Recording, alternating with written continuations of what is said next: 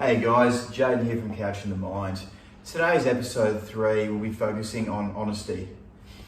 If you can't be honest with yourself, and you're lying to others, you'll never be able to, be yourself and live in the moment. And by that I mean, if you can never be honest with the fact that you're struggling and you actually need assistance and help, you're never gonna get out of that bubble, that negative bubble. And it's difficult for guys as well because we're grown up in that masculine world where we're shown to be one that would be the rock for others, but you've got to break those walls down. And for women, it can be difficult in another aspect as well, because if they're having troubles with blokes, they might talk to some of their friends that are close to them, but they won't open up to others and they will pretend everything is okay.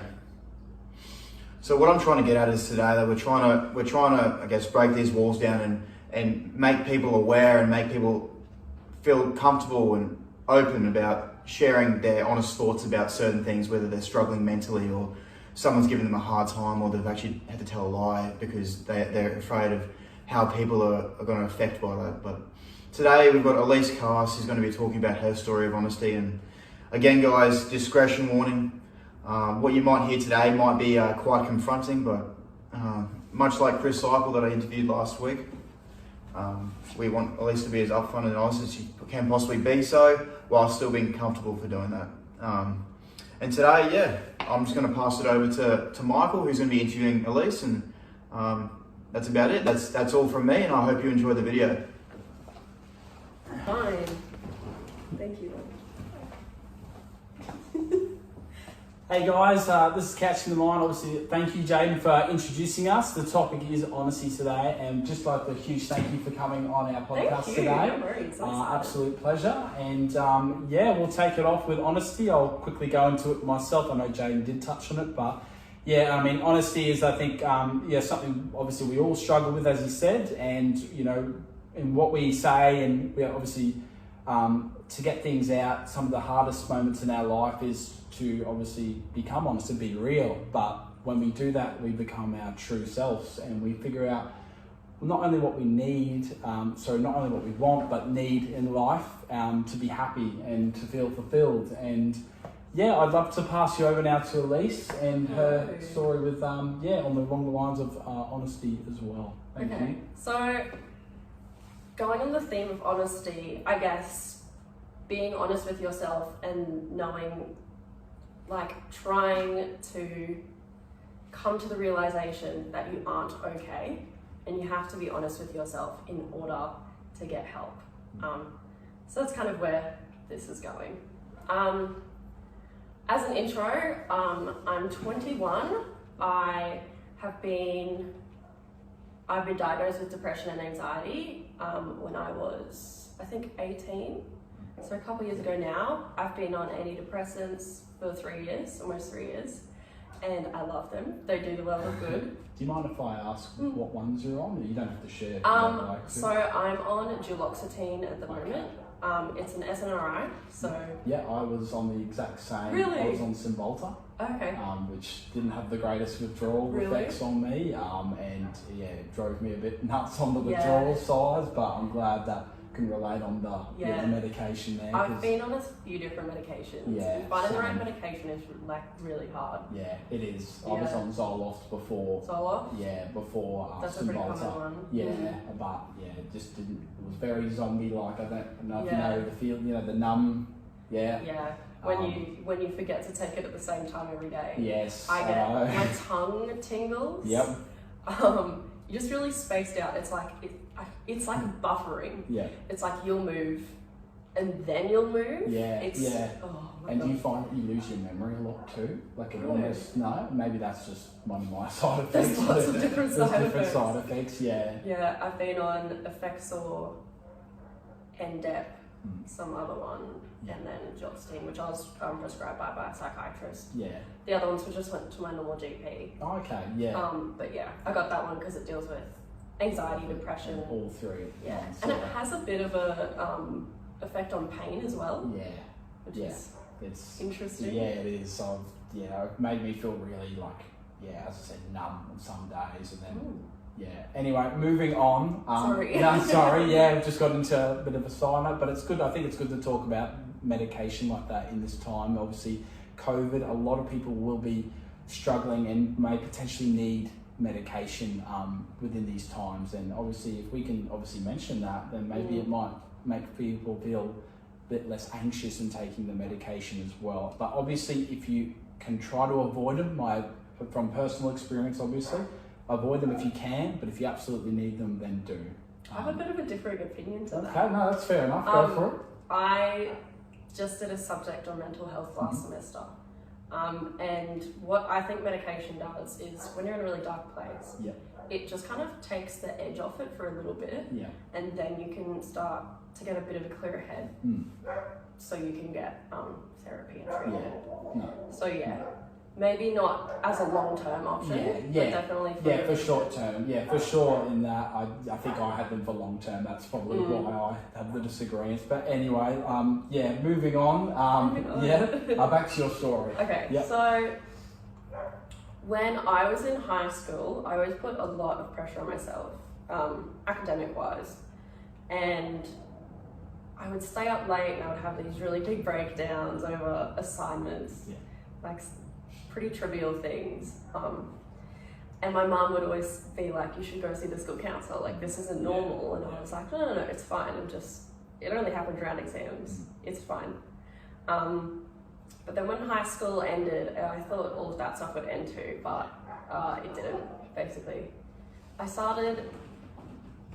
I would cry for absolutely no reason, and I would get sad for no reason. I started having a lot of anxiety about the future. You know, I was out of high school and I'd never thought about what is the purpose of anything. What am I supposed to like, what are you supposed to do now? So when you're in school, that's your main focus.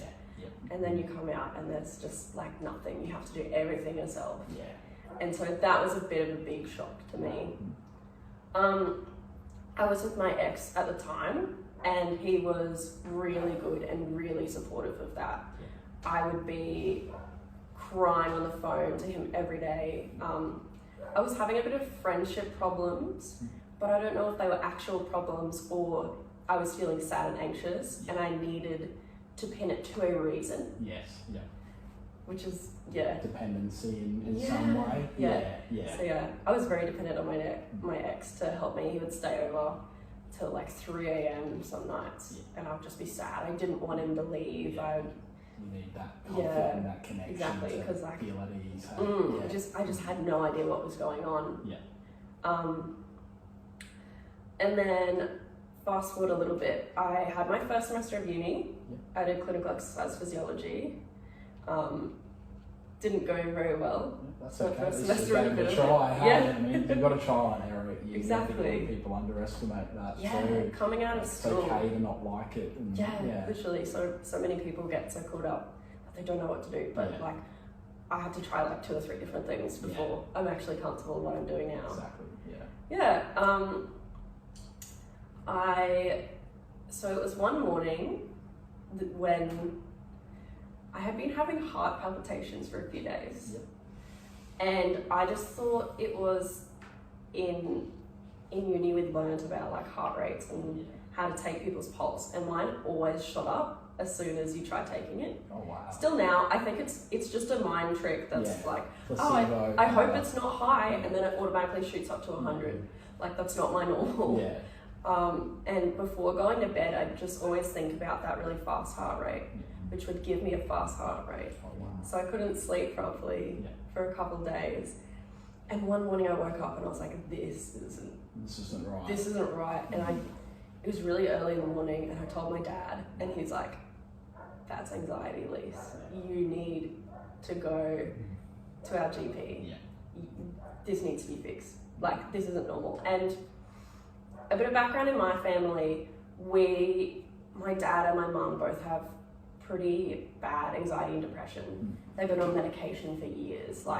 So it's not I've been really fortunate to grow up in a place where mental health poor mental health is absolutely accepted, Yeah, yeah. and it's so fine. Mm. And yeah, my parents were really supportive of it. That's at the time. awesome. Yeah, it's amazing. I mean, I can relate in my sense. I've had family, I won't specify who for their own, obviously, benefit, but yeah, I've had definitely family members that also suffer the same deal. And I think it's also been very supportive for me in that way too, because they really, no one truly knows depression until you actually have it. You can say as much as you like, but it is a very dark place, but it's so, and anxiety as well. They're both thing, on the fine line, as the psychologist says, but they're both, like obviously one's a bit more conscious and the other's a bit more, I don't know, it's hard to explain. It's anxiety manifests itself in such a physical way. Yeah.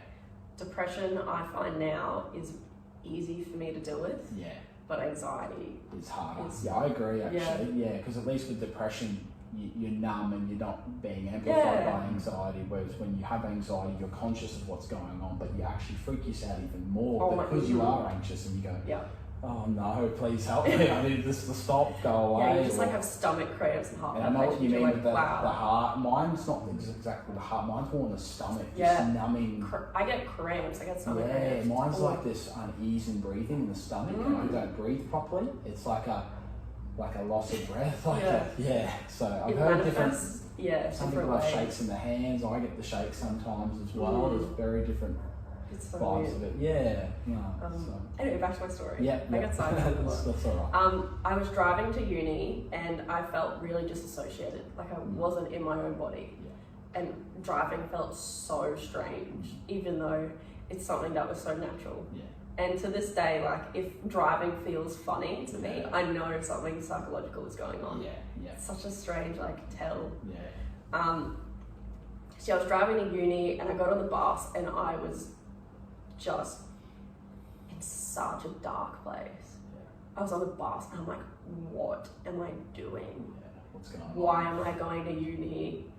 Why do I feel like this? I was just so sad for not much of a reason. I got into the lecture and I think I had like a full day of lectures, and after one lecture, like I just wasn't thinking, I wasn't focused or anything, and I was like, I gotta go home. I can't do this. And I was just so like freaked out. I had no idea what was wrong with me. I went straight to my GP's and and we'd known him for absolute years. And I just started crying and I'm like, I just feel like crap. What's happening? And what he said, I was waiting for this moment to come. Oh wow. But he was expecting it. Because both of my parents had it so bad. So for me, it's a genetics thing. And he understood that, and he was like, here's some meds, here's the mental health referral, mental health plan. With the GP. Here's a referral to a psychologist. You're gonna be okay. And that's just what I needed. Like it was great. It's good when you have a really comforting doctor. I think it's really important that people underestimate the power, but an highly empathetic doctor is really nice to have. I mean, most, all of them are. I'm not saying they're not. I'm just saying some are a lot more empathetic than others, which can be the difference in putting that real high stress environment from ease to calmness. Exactly. Especially since it always been like, you go into physical things, but like he understood. He was great about it. I can relate to you in that sense, not at uni but at work. Like quick insight, like there was one time at work where I was feeling that full dark, weird, not heart but stomach feeling. I just couldn't really talk to people, and I just said I have to go to the toilet and take a 5-minute breather and just try and calm myself down. Didn't know what was going on. I had the shakes in my hands. I didn't know what was happening. It turns into such a physical thing. And then you just amplify it on accident yourself because of the way your brain works. It freaks itself out. It's like a balloon, as you will. It's just once you start puffing down the breath of anxiety, it just bubbles up.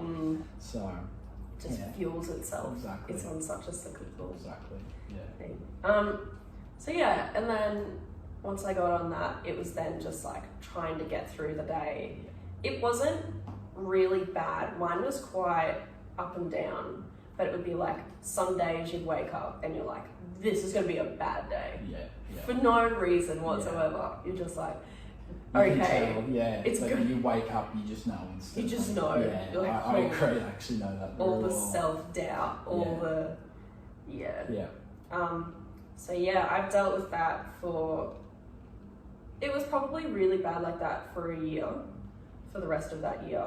And then when I was 19, I had like, not a break, but I just did something that I wanted to do. So I went to TAFE and did childcare. Oh, nice. Which was really good for Yeah, me. did you enjoy that? Yeah. Was it really good for you? And I you find made some really good friends, and it was just such a calmer environment. It was less academic, it was more you would fun have and felt practical. less pressure, and you would have felt really immersed in that way. Because I did TAFE as well, actually, before uni. I know exactly what you mean. I did Diploma of Screen and Media VFX, and I met one of my closest mates there, and it's such a relaxed vibe about TAFE that it's beautiful. So I had a lot of judgment. Yeah, people judge TAFE, and I don't know why. I think it's brilliant. Yeah. It's a great lovely. stepping stone. I call it an amazing stepping stone, and I don't like the stigma against TAFE. I feel like and the people there are it so eases like you into things. expressive and just like lovely. It is, yeah, exactly. Takes a great environment. I know, I had a great teacher. He was so relaxed and chill and open. It was Yeah. really different to school. It's It so was a bit good. more like, it's up to you to be an adult, but at the same time, we're happy to help you out too, you know? Exactly. Yeah, so it was good. Yeah. But yeah, anyway, going on. Thinking the other night, like, once you're in a relationship, all your validation comes from them. Yeah, You don't have to self-validate yourself anymore because you're getting enough of it from them. yeah.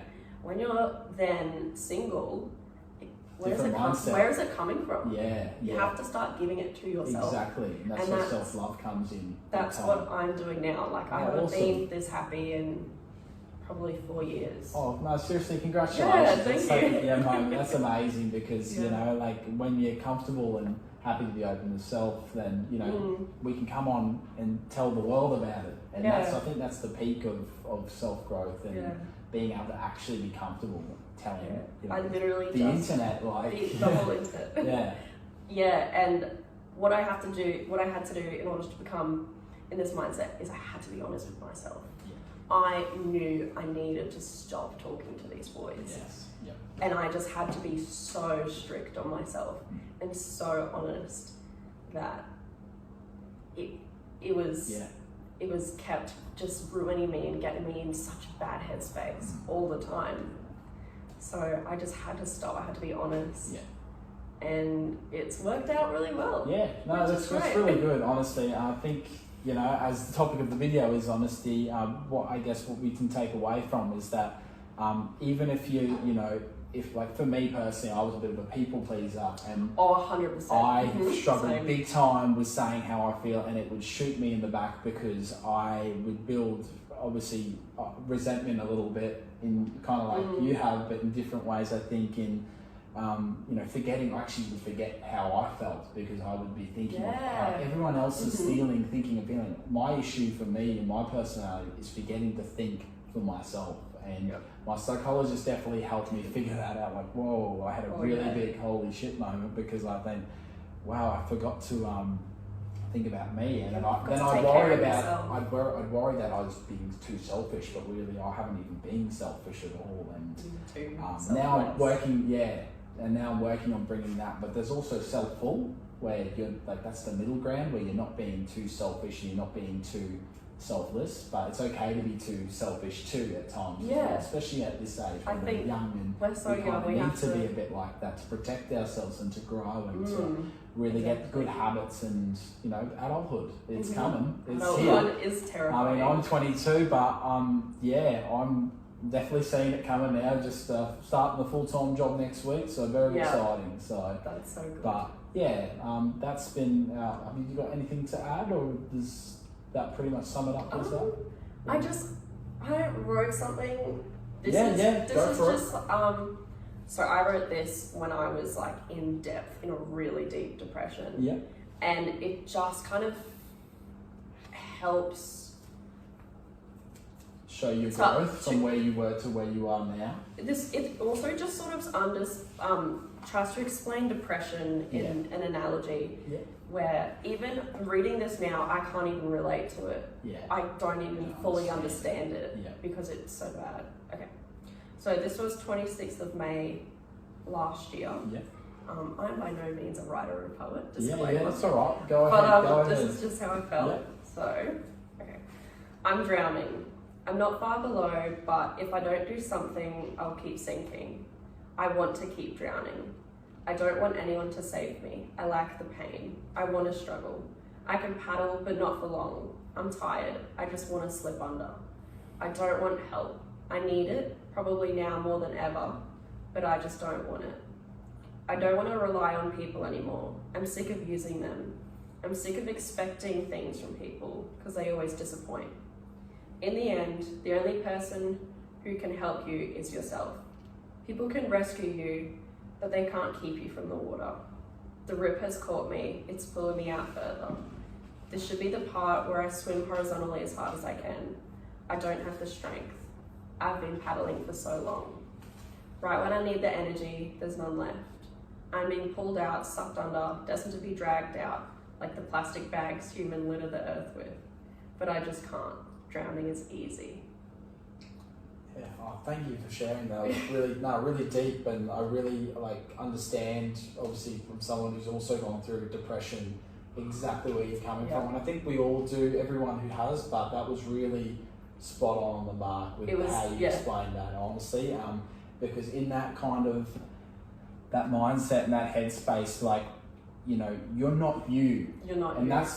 That's one of the most helpful things to remember when you're in a depressive mindset. You are not you. Mm-hmm. As much you can still say you are you, but you really aren't, because you're just. It is. They're just thoughts. You're not the chemical imbalance is down here. The normal you is waving up and down in the average world, and that's how you evaluate yourself and how you feel and how you should feel and that sort of thing. And I love how that touches on that darkness of being below. It's such a weird in the water like sadness that, and the darkness. Yeah. It's just like a weight. And that suffocation. Yeah. That's one of the key words of I'm taking away, is that suffocation from being taken by that rip and drowning and the plastic bag too. You've just been there for so long, and you just can't keep going anymore, but you have to. Yeah, and then one day getting it, it's I'm so sick of this. I need to get out. I'm so sick of feeling this way. You just have to be honest with yourself and just believe. recognize Yeah. You aren't okay. It does take a long time though. It does. That was a year ago. And it takes months at least. Months is what I'd say. But I feel like you just got to keep incrementally trying to build yourself. You do. From the bottom. You just got to keep going. And just keep it's so hard. It is so hard, but you just have to keep going. Exactly. You have to want to help yourself. That's what I've learned. You can't make someone change. Yeah. It has to come from yourself. You're honest. And from them. No, it's beautiful. Honestly. Well, honestly, thank you so much for coming on our Thank you. podcast today. I really appreciate you being able to be open and share, and I'm sure you've inspired a lot of other women out there who are suffering from depression or anxiety as well. And we'd really like to thank you for that, because I feel like you might have changed someone's life, and we, that's how we feel when we do this podcast every week. Is the ability to make at least someone feel like they're not alone. At the very least, maybe just come and have a chat with us too. And if you'd like to share your story, please join us. In one of our episodes in coming weeks, and we'll happily have you on. Alrighty. Well, thank you so much for listening, guys, and thank you for being on the show. Thank you so much. Thank you. See you guys.